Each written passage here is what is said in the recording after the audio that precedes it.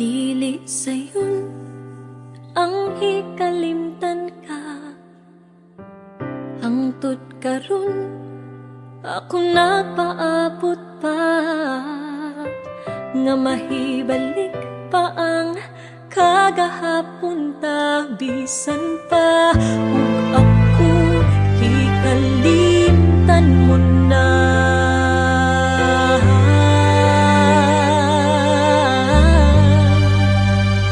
Bisan pa ug may lain ka na, karon ikaw lang gihapon ang higugmaon.